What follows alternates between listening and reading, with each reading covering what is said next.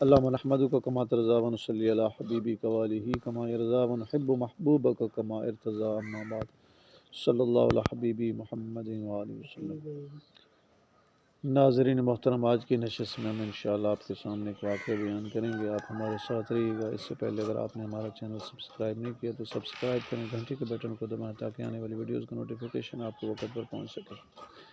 یہ واقعہ موجود ہے امام ابن ابی دنیا رحمۃ اللہ علیہ کتاب ہے من عاش بعد الموت، کہ مرنے کے بعد جو لوگ زندہ ہوئے ان کا واقعہ ہے۔ حضرت ثابت بنانی رحمۃ اللہ علیہ نقل فرماتے ہیں، حضرت انس بن مالک رضی اللہ عنہ صحابی رسول سے فرماتے ہیں کہ انصار کا ایک نوجوان تھا اور اس کی ایک بوڑھی والدہ تھی۔ وہ نوجوان فوت ہو گیا، اچانک فوت ہو گیا، بہت جلدی اس پر موت آ گئی۔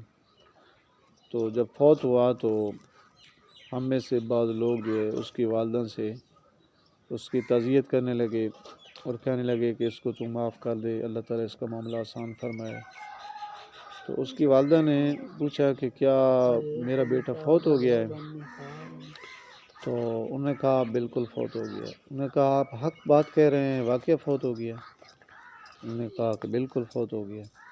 تو اس نے پھر اللہ تعالیٰ سے یوں دعا مانگی، اس نے کہا کہ یا اللہ تعالیٰ اللہم انی آمنت بکا وحاجت الی رسولک، اللہ تعالیٰ میں تجھ پہ ایمان لائی ہوں، تیرے محبوب صلی اللہ علیہ وسلم کا کلمہ پڑھا ہے اور میں نے کفر چھوڑ کے اسلام قبول کیا ہے، اسلام میں ہوں۔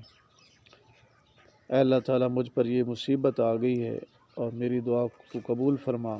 اللہم لا تحمل علی ھذہ المصیبۃ اليوم، آج کے دن یہ میری مصیبت جو ہے اللہ تعالیٰ دور فرما دے اور میرے بچے کو زندہ فرما دے، اور سخت ترین مصیبت مجھ پر آئی ہے۔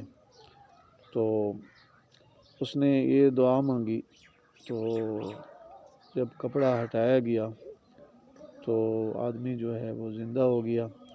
تو صحابہ کرام فرماتے ہیں کہ اکلنا و اکل معنا، کہ ہم نے پھر کھانا کھایا اور اس آدمی نے جو ہے ہمارے ساتھ کھانا کھایا۔